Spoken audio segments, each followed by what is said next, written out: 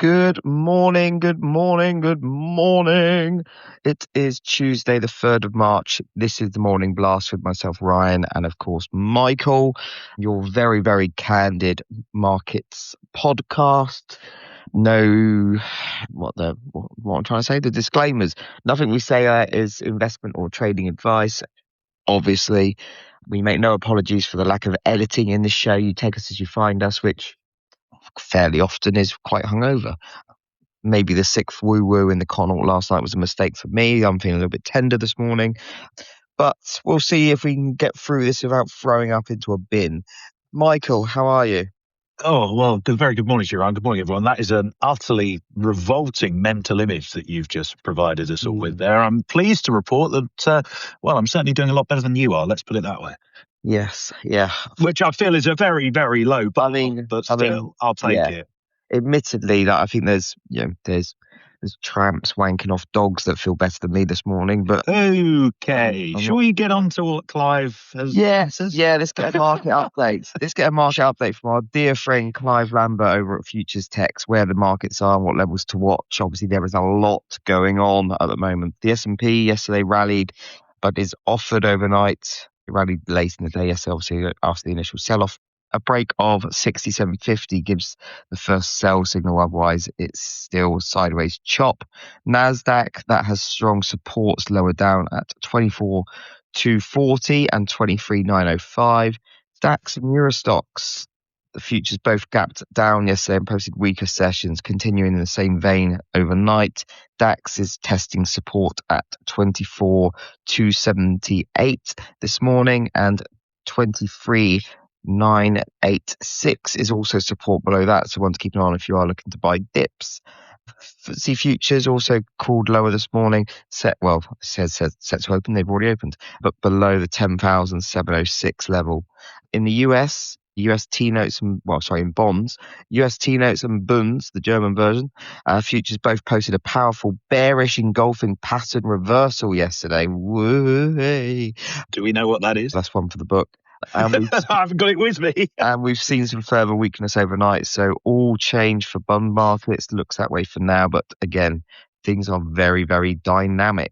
USD, US dollar, strength there is dominating Forex markets. Cable has broken its 200-day simple moving average.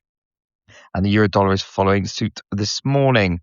Gold, the yellow metal, gapped up yesterday, obviously, whereas people, their safe haven bid, but didn't really get going after that.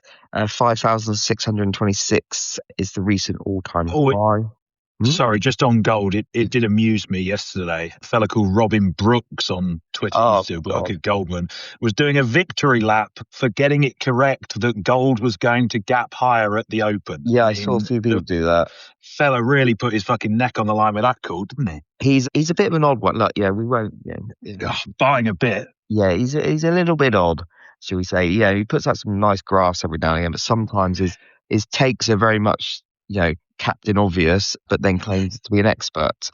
It's like me kind of looking up when it's raining and saying, "Oh, do you know what? You might need a brolly." Yeah, it's wet outside. Yeah, exactly. Silver, that failed just shy of the Fibonacci resistance at 97.61 and seen a shakeout to 83.00 overnight. So still very volatile there. Platinum traded back to support at 2,192 overnight. Copper, Dr. Copper, has tracked back to 13,030 this morning, which we were watching last week. So that's undone a lot of the gains that we saw in recent sessions. Rest of the metals complex offered so far today. Energy space, that's obviously where it's all happening. Brent, that was up 10% at one point, failing just shy of a big level at 82.63. Might have another look at these levels soon as we bid so far this morning.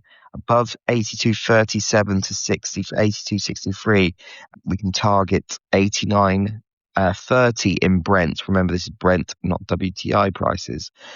Gas, European gas markets, that's where it's all kicking off though, which is bid again this morning. And TTF, the Dutch kind of natural, the think of it as the Dutch or European Henry Hub equivalent. It's the kind of European benchmark that hit a resistance at 59.39 this morning, where we topped out last February. Above that, we'll see levels last seen in 2023, with levels of volatility matching those last seen back then as well. Now, obviously, the big news yesterday on the energy front was the Qataris basically saying they're ceasing all LNG production, which is, guns to my head, around 20% roughly, something like that. I think it is, yeah. See, I've still got it. Yeah. So, and obviously UK, well, not the UK, sorry, Europe, these are the markets where, Europe's getting their gas from, because obviously they've kind of reduced the amount they're getting from Russia, and also Ed Miliband doesn't want us touching the North Sea. So yeah, Michael, what's your take? What's been going on in your neck of the woods? Yeah, I did make that point yesterday. Just gone doing the rounds on Twitter slightly. I seem to have wound the lefties up by saying how utterly fucking mental it is that we've got ridiculously large oil and gas reserves sat in the North Sea that we're not allowed to get out of the ground. Yeah. But there we go. Obviously, just on the nat gas situation, the key headline to watch is when Qatar resume production, because of course this is what's bid up the price. Well, I think TTF was up about 50% yesterday, up another 30% this morning. You would naturally expect some risk premium to stay in that price, but as and when production resumes, you would expect, obviously, the market to come the other way. I did want to take a bit of a broader look at things this morning. I mean, if you're after every single headline about every strike that's been made over the last kind of 24 hours or so, go and read Zach Eisman's overnight news roundup, because I'm sure he's done a good job rounding everything up. But I think in terms of the market reaction, what's been interesting is how we see two distinct narratives playing out in terms of price action, but also two distinct narratives playing out in terms of geography and in terms of where market participants are in the world. And what I mean by that is, firstly, if you think about the narratives that we see playing out, the first is the obvious one, which is a flight to quality or a flight to safe havens. Obviously, gold traded firmer on the day yesterday, although we did pair a decent chunk of the opening spike higher that we saw at the futures open. We also saw the dollar gaining ground against pretty much everything. The dollar index was up about 1% yesterday. We're up by another 0.5% this morning. Very much a case of the dollar still being the haven of choice in a time of real strife, despite what everyone has said in terms of the whole sell America trade and all of that nonsense. Again, what was interesting was the havens that didn't rally, because the Swiss franc actually traded softer to the tune of about 1.5% on the day. And that comes as a result of the Swiss National Bank saying that they are more prepared to intervene in the foreign exchange market in view of the international situation, which is something worth keeping an eye on. As Clive Lambert has just said to me, bond markets weren't a safe haven, though, and no, they were not. And the reason for that is because the other dynamic we saw playing out and continue to see playing out this morning is markets pricing and reacting to a commodity price shock. Yields traded higher across the Treasury curve yesterday, the 2-year and the 10-year both up by around about 11 basis points apiece. And we see that sell-off continuing this morning with benchmark yields up by between 4 and 5 basis points across the curve. And again, you see that coming through in other markets as well. And the FX space is interesting here, because it's the countries that import a lot of their energy that have seen their currencies underperform. You look at the yen, you look at the pound, you look at the euro. They are some of the biggest laggards over the last 24 hours or so. Some of the biggest gainers, or those currencies that have held up relatively better, include the Aussie dollar, which is to some degree energy independent. So I think the theme that markets are reacting to on that front is quite clear. Firstly, you've got this relatively broad-based de-risking. Secondly, you've got this idea that higher energy prices could lead to higher inflation, which could in turn lead to tighter monetary policy. And we have seen a hawkish repricing of rate expectations as well. Here in the UK, for example, the SONIA curve now discounting just one Bank of England rate cut by the end of the year, compared to the two that we had in the curve this time last week. The other interesting divergence that I think we see, and we again see this playing out this morning, is how participants in different parts of the world are viewing what's going on in the Middle East. Here in Europe and also in Asia Pacific, I think there's very much a view of trying to de-risk as much as possible, a focus on the left tail of the distribution of outcomes, the idea that things things could escalate further, the idea that we could be looking at a prolonged conflict, and also looking at the implications from a macro perspective in terms of higher inflation and slower economic growth.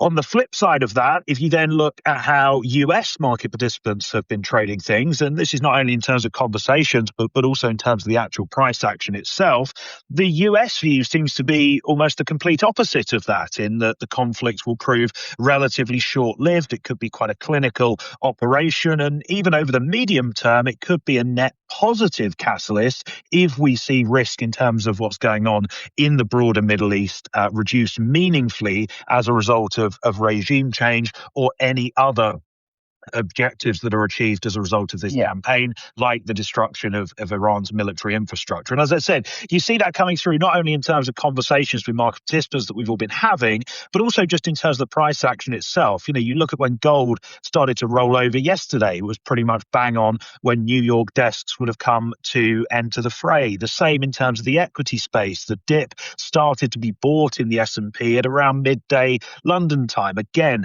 when New York desks started to enter the market. And I think this is a really important point, because it just shows that, you know, you may be viewing this one way yourself in terms of your positioning and your biases, but there are participants out there that will be viewing things differently. And it doesn't appear at this moment in time as if a sort of global consensus has formed as to how all of this is going to evolve and what exactly we should be doing with our positions in reaction to it. Well, absolutely. And I make them right, because we're kind of one trading session into this all kicking off. So there's still a lot of dust to settle. I think the interesting thing, and one thing I'm particularly paying a lot of attention to, is China's position in all this. And we've said many times before how, you know, China are Iran's paymasters.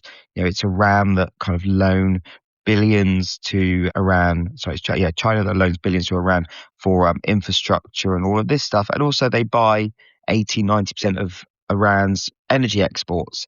And we've already seen commentary this morning that Chinese Foreign Minister Wang Yi spoke to the Iranian counterpart, and basically the readout is kind of, you know, China on paper reaffirming support for Iran's sovereignty and territorial integrity, but also telling Iran, look, you got to pay attention to, quote, reasonable concerns of its neighbors, and, you know, wind your neck in a little bit, because China, more than anyone, need a stable Iran. Now, they need a stable Iran, one, so their investments are safe, and two, so they can get this cheap energy, because like with Venezuela, China lend a shit ton of money to someone, and in return, they get, you know, crude at cost price. And this is China's playbook. So how much China now leans on what remains of the, you know, the political hierarchy of Iran, I think, is the definite kind of how we'll see an escalation here. It's definitely like an off ramp, because and then does that play into the US's hands? Because, you know, are we now going to see the US kind of trying to like work the back channels with China and say, look, can you use your leverage to, you know, get this to wind down a little bit? I think, you know, that's definitely something that I'll be watching. And also, you know, again, Qatar Energy, the company, how long does the Ras Laffan field stay offline? You know, are we talking days? You know, we're already starting to see flights coming out of Abu Dhabi and stuff. So, you know, it'll be, I think these companies like Qatar Energy and stuff, they have stakeholders, they have shareholders. They do need to be sending oil and gas as quickly as possible. So, yeah, it's one thing for the, you know, Iranians to say, oh, we've closed the strait. However, Israel, the US, other allies and stuff, their military is far superior. So can they provide kind of this safe corridor for ships to transit? Now, obviously, you only need one kamikaze drone to get through, and that's your oil tanker fucked. So there's going to be some, you know, all eyes on that. But I think one key thing to see will be if we start seeing some of these dark ships go through that are kind of going to be coming from Iran to China, because if they start laying those through, then we know it's not a full closure. Now, then we do know that stuff is flowing. And I think when you get some of that kicking off or kicking through, that's when we'll kind of start to ease off on the risk premium in the energy markets. Because, you know, at the moment, we've got to remember, it's very easy to forget that because we've been watching headlines for 72 hours now, that we've had one session. We've had one trading session. And it's, you know, yes, we're still not past the highs that we started off on the gap opening Globex. Again, that trade always seems to win. Sell the initial gap higher, and it pays off if you can take some profit, which is what's happened. So, be interested to see. So, honest question: should retail traders be anywhere near this market right now? Is like a question that I've been asked. My answer is still no.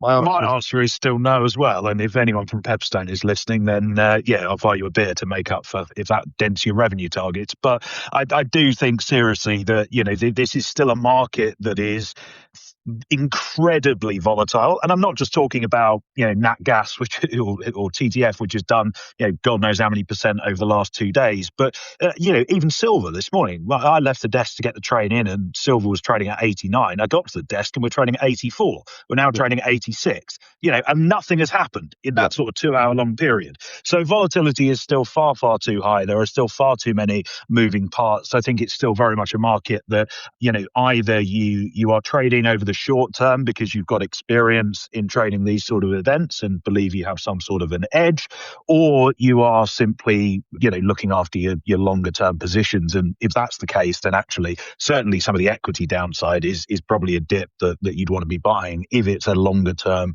investment. The other thing I would just say, and this kind of follows on from the point you were making, Ryan, is we already see, I think, that the market's sensitivity to headlines around what I would call kinetic action is diminishing, if not diminished considerably. What I mean by that is, yes, if we hear stories around energy infrastructure being hit or oil tankers being hit, naturally that elicits a market reaction. What is not eliciting a market reaction is a red headline on the Bloomberg terminal going, Iran launches 3 missiles at Israel, or Israel launches a drone at Iran, or the US conducted a bombing run last night. I think market participants at this point have effectively baked in the idea that we are going to have kinetic action in the Middle East for some prolonged period of time, and we don't need to, hit the big red risk off button every time we see a headline that confirms what we already knew is still happening.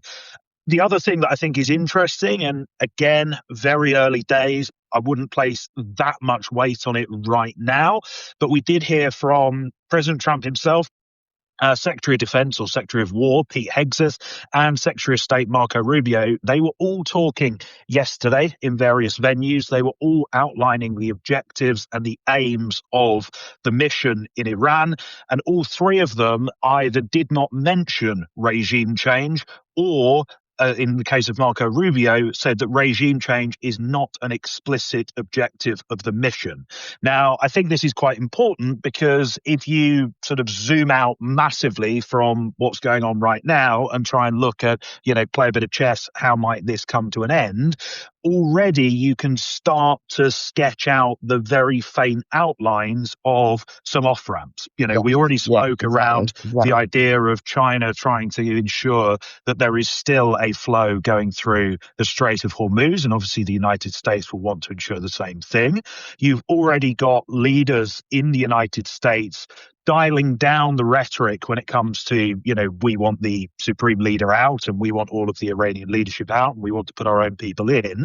I'm not saying we're there yet. Let me be very clear. I'm not saying they're all going to sit around a table at tea time today and have coffee and sort all this out diplomatically.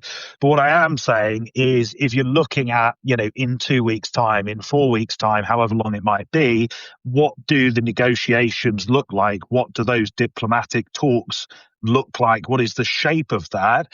I think we can start to get a little bit of an idea as to how that might look. Well, and this is the thing, right? It's all good for them to say, regime change isn't, one of the fundamental kind of outcomes they're looking for. But counterpoint, they have taken out the Iranian leadership.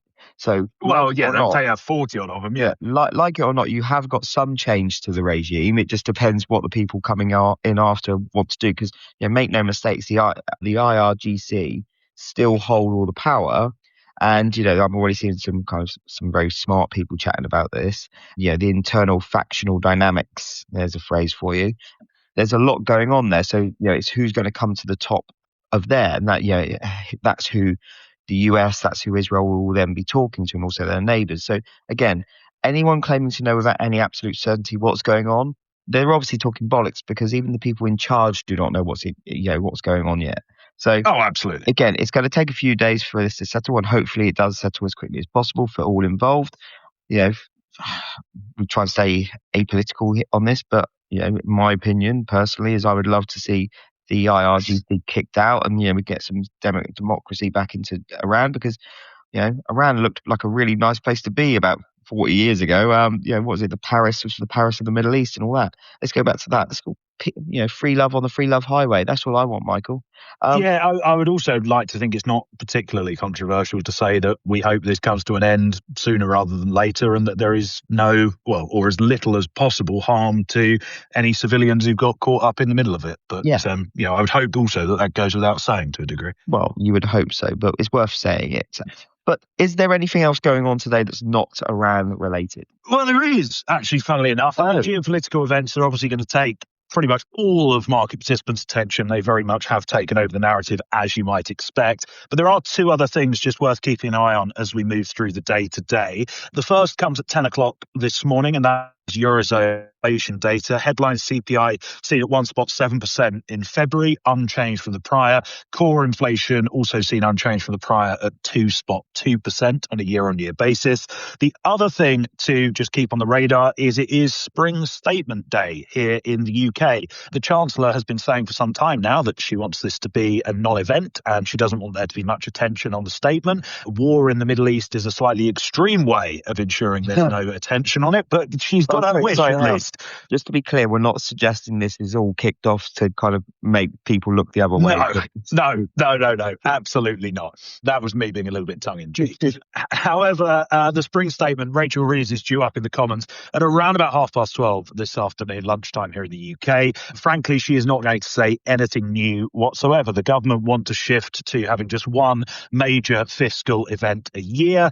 Rachel Reeves is not going to announce any new policies in the Spring Statement. It will simply just be basically her standing up and regurgitating and reading out the OBR's latest round of economic forecasts. And actually, as if to further diminish the importance of the occasion, the OBR, they will issue growth, inflation, etc., forecasts, but they will not actually be issuing a judgment as to whether the Chancellor is meeting the fiscal rules. Obviously, had £22 billion worth of headroom at the budget in the autumn. So it's something worth watching. I think the main sort of market theme out of the Spring Statement will be what the DMO, the Debt Management Office, have to say afterwards, namely the gilt remit for the year ahead. There are expectations that will be around £250 billion, which would be the lowest in 4 years. But frankly, it's very hard to imagine that Rachel Reeves has anything interesting to say or has any rabbits to pull out of the hat, because, as I said, around the time of the budget, we can't afford a rabbit and we're struggling to afford a hat at this moment in time.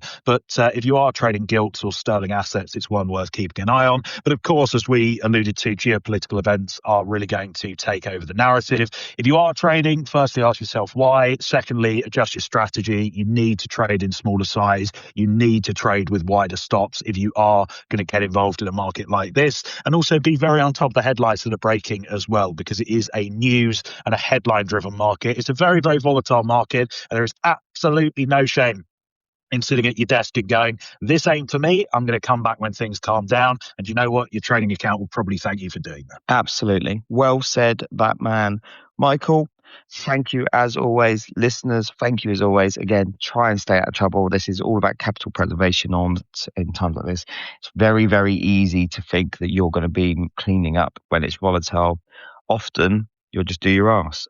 But Michael, pleasure as always. Listeners, thank you so much. Whatever you're doing today, keep it tight.